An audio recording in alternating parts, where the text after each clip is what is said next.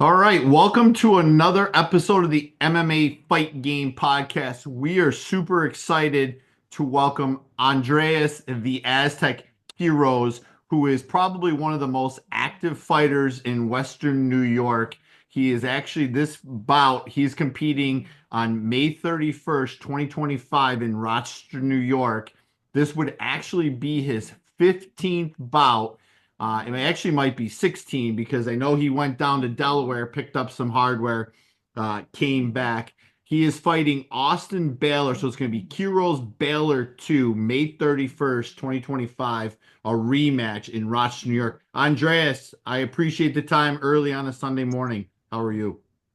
I'm doing great. I had to get up early anyways. Right after this, I'm in actually in my coach's office right now. We're training right after this interview. So, Yeah, let's delve into that. I knew you were with the legendary Vicious Elite with Haas Coates.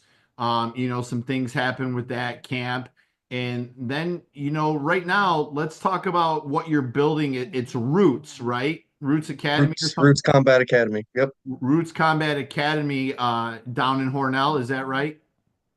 correct. Yep. And talk to me about what you're building down there because I'm seeing a lot of growth, a lot of excitement coming out of what you're building out there. Talk to me about that. I was gonna say, I came from Vicious Elite from Haas Coates, former ISKA head coach. The majority of my striking comes from that guy. All respect. We kind of parted in a way that wasn't the best, but that's how life happens, and family comes first. So I get that.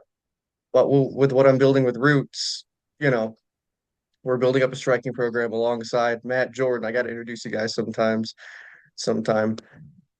With Matt Jordan, he has more of a Muay Thai background. He's fought in Massachusetts a couple times. He knows his way around. And Mhm. so with him, I run the kids program and the we're running the adult striking program together as well.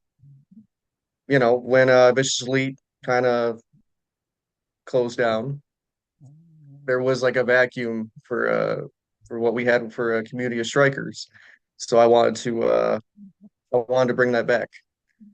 I wanted to revamp the martial arts community that we do have, in Hornell. It's a small town, so there's only so many people, but I want to get as many people in as possible. So that's when I just first started talking to Brittany and Reed, the owners, for Roots.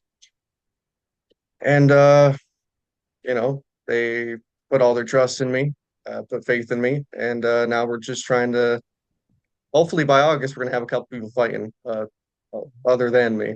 So Yeah, that's real. we're yeah. That's real. That's real good because obviously, to take part in martial arts classes, you don't need to be a combat sports athlete fighter like yourself. You can go in there. It's still a hell of a workout, and I've seen you coaching and do things. So, anybody that just wants a good workout should come check it out. And if the itch ever bites them, that you can get them fights for sure, right?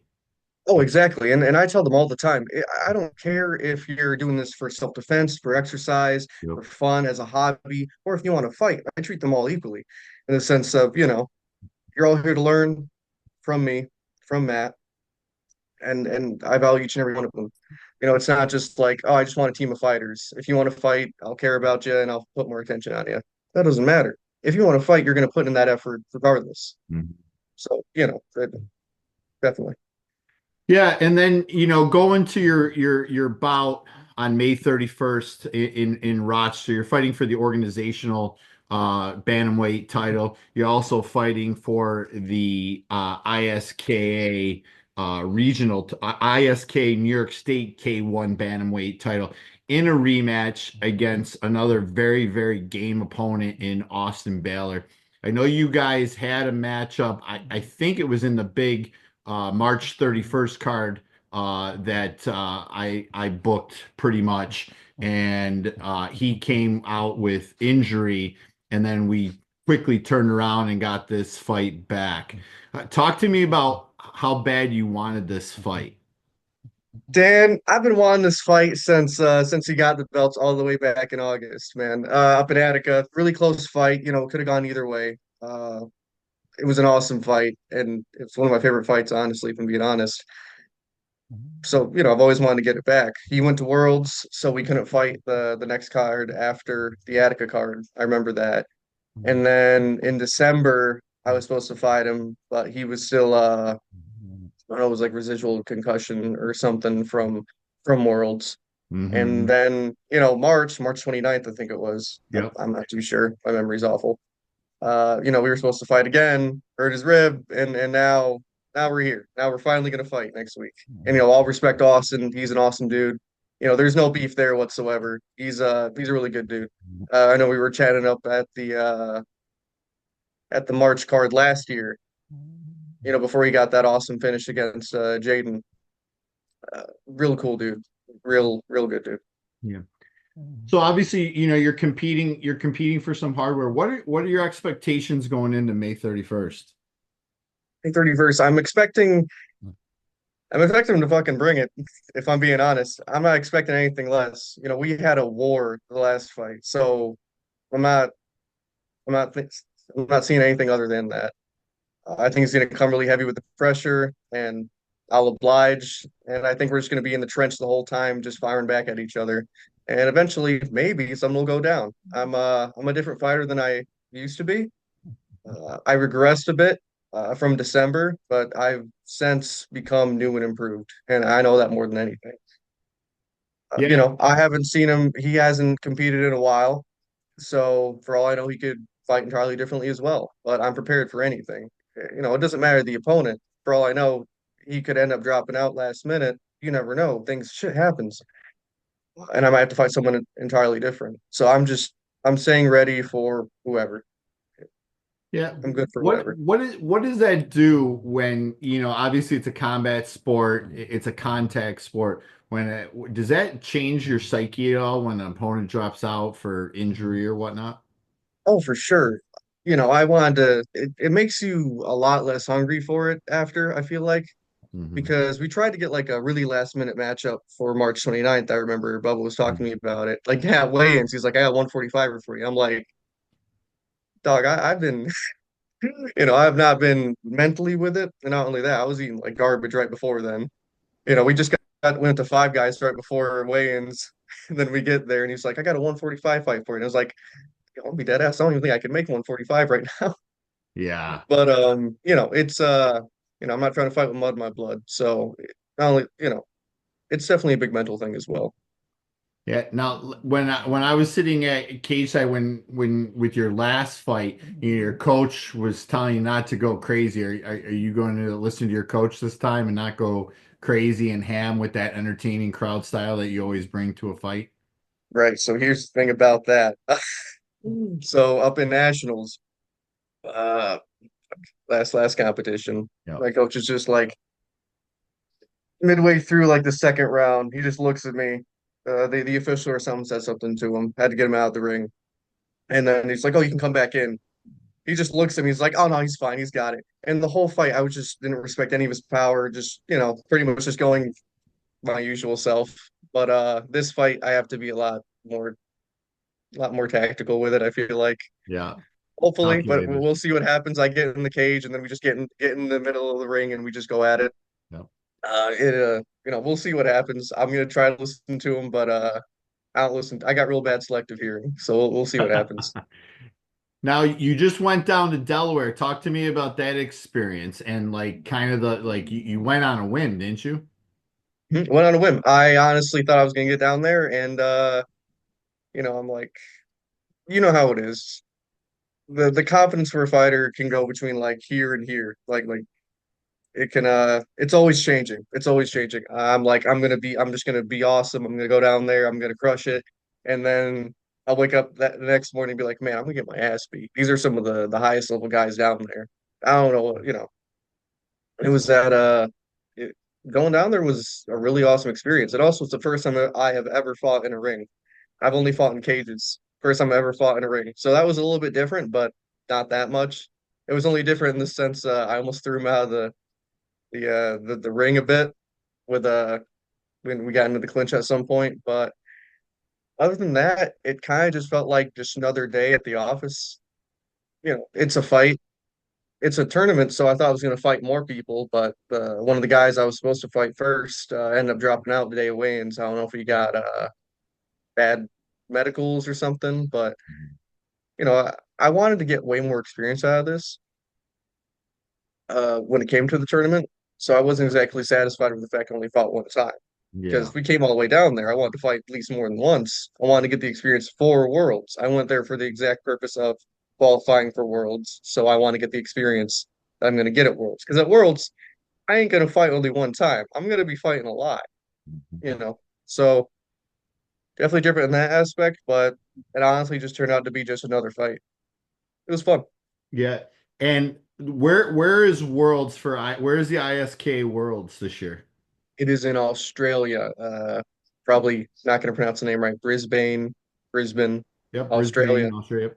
Now, Team USA just went out to Thailand. Ty Coles, Ava Chochi, among others, had amazing performances, brought some gold medals back. What was that tournament those guys were in? Is that like a precursor to Worlds in Brisbane?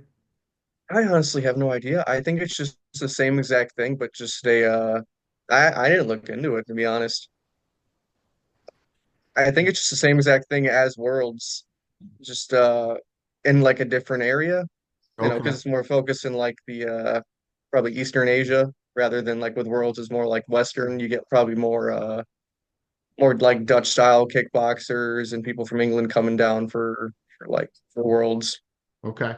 versus what they did in Thailand. Yeah, I don't know. I'm not an expert on that. yeah, we'll have to ask Joe Wall. Hit Joe Wall up and ask him about what the differences is. So, after May 31st, you already as active as you are, this is probably like your 16th fight. Well, you have your 17th fight June 21st. It's kind of like a grudge match. There's a lot of like pissing matches going back and forth, not overlooking Austin Baylor. But on K4 on June 21st, a card that is also featuring, Mitch White versus John Lopez for the 135-pound title. You also have Joe Johnson and Brandon Hay for the flyweight title, 125. But you have you and Josh Reichart. And if anybody follows you on Instagram, there is some big, yeah, you're going to talk about it, and we don't have to get into too much of it because obviously we don't want to take away from the Austin Baylor fight on May Right, 31st in right. Rochester. But you guys have fought before, and did that go to a draw? Was that a draw? Right. So what That was a happened with that? draw, right? No, no, no, no. So it was a no contest because Okay. in the first round, like near like the last 15 seconds of the first round, I'm coming in, I'm being all wild. It was before I really got really into my style. And just clash of heads, he head butted me, like came under, rolled. Yep. His whole head and body went right into my chin. First time I've ever been like even like knocked down like that. Yep. I collapsed to the floor. He posted a picture of it at one point. I saw that. And collapsed to the floor. I get back up. They called the fight. And thank God for instant replay because it looked like I thought I got hit with like an uppercut or something. I'm like, he can hit that hard? What the. But yeah, no, it was an accidental headbutt, and ever since then he's been trying to fight me. Well, let me get into that actually just a little bit. It's really complicated. So I was in talks for an FCP interim title, right? Yep. Again, this was 3 years ago. 3 years ago. I was in talks for an interim title, and we were trying to get a matchup for it. But I also had the Josh Reichart fight. So me and Josh fought. That happened, and literally right after the fight, I'm in the back room with him. I'm in the locker room, like, "Hey man, I got it. I'm trying to set something up with FCP for an interim title. I want to fight you for that, man." And I remember because I was like, "I want to fight you for that, man." All the respect, whatever, whatever.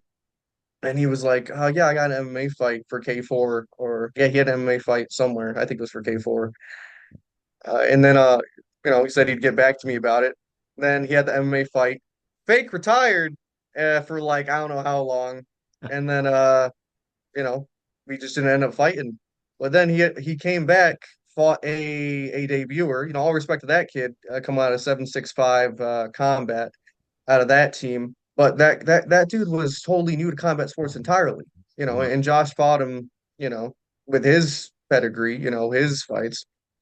Fought that kid, beat him in the second round TKO, and then called me out right from the cage. And ever since then, it's just been all the time like, hey man, we should do a rematch. Hey man, let's run it back. When I fought Mitch White up in Gladius, I remember he reposted it and was like, why are these guys fighting people they already beat? Come on, and not fighting me. It just constantly all the time. I have like a little album on my phone with screenshots. The amount of times the dude's called me out because it's gotten to the point. I think it's like at least 14 different times. Which, I get it. There's never been like beef for me about it. I feel like I, I don't really care one way or the other. I wanted to fight him, but back then with my previous coach, he kind of just he managed my fights. I had no real say or go as, what I can really do. And Haas didn't really feel like he earned it. And, that's between all that. And as soon as I've been able to manage my own fights, I'm like, okay, I'm fighting K4.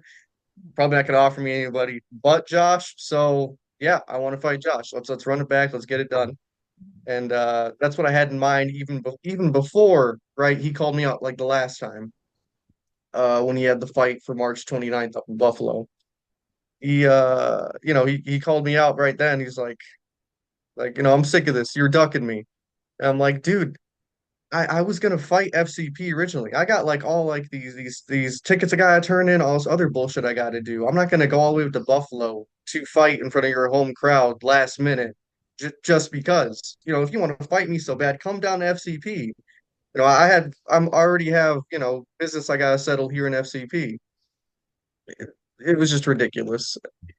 And since then, I feel like all the respect for me or whatever the thinly veiled respect for me is just gone. And he's just been coming at me all the time on social media, which I'm all here for it. Sometimes I feed into it a little bit. When I got this baby right here, I'm like, yeah, it's a little heavy for a paper belt, right? Yeah.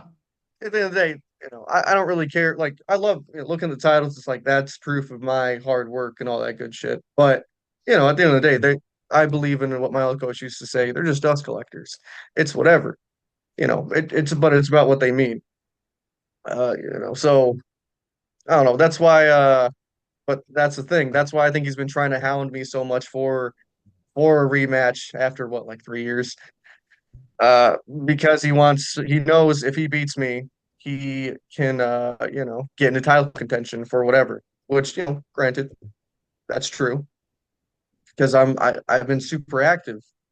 But it's like, dude, you've only fought the debuter. And when it comes to striking, he's only fought a debuter. And beyond that, he just lost to Anthony Mixon, which Anthony Mixon is a dog. Correct. But he's not.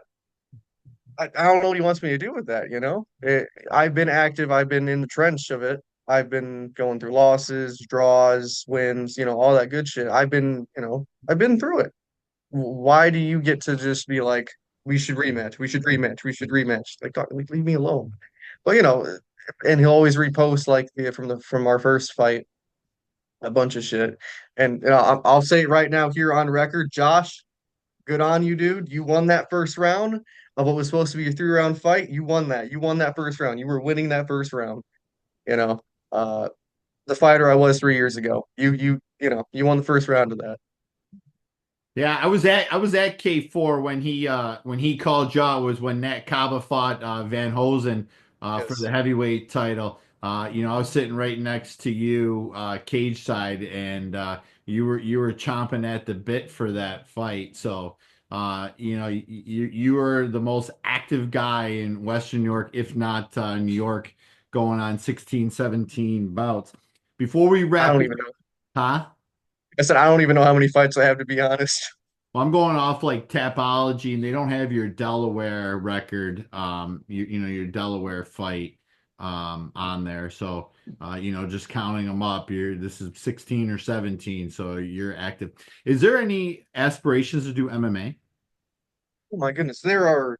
like that's why I'm here at Roots more than anything. That's why I've been competing in well, I say I've been competing. I competed in Grappling Industries a couple months ago. Yep. You So, know, that's the reason why I'm doing that. That's the reason why I'm trying to get that grappling pedigree behind me so I can go to MMA because I don't want to just go there and get submitted in the first round. No one wants to see that. But no, I want to put some 4 ounces on. I want to start knocking people out because putting 14 ounces, I'm getting a little sick of it. They're getting a little bit too big. But no, soon, hopefully, I want to do MMA. That is the goal more than anything. yeah. And there's some rumors going around that they're trying to get small glove Muay Thai, so it'd be like MMA gloves Muay Thai, like legalized in New York State. So, that's coming down. Obviously, one of your former training partners, Kevin Hickson, he did MMA. He fought Mason Lewis, and after that loss, he took that hard, but he went into the lab, and boy, did that kid improve, man. He did 6, 8 months of hard, grappling. He's going to grappling tournaments down in Florida with his girlfriend, and he is totally, killing that. And I see that as like the same path as you're gonna take, right? Oh, for sure, for sure. That's the idea. Get that grappling behind me, get that experience as much as I can. That's why I'm even doing grappling in my camp for a striking fight. My next two fights are just striking fights. Yeah. It's not just the grappling aspect. Of course, I learned that in terms of technique, but it's also the cardio. I'm running all these miles, but also I'm getting it in with rolling, and then doing striking cardio. My gas tank is going to be endless for this fight. I know that for a fact. I love it. And you're doing big things at Roots Combat Academy down in Hornell. Before I let you go, is there anybody you want to thank, any sponsors, anything like that?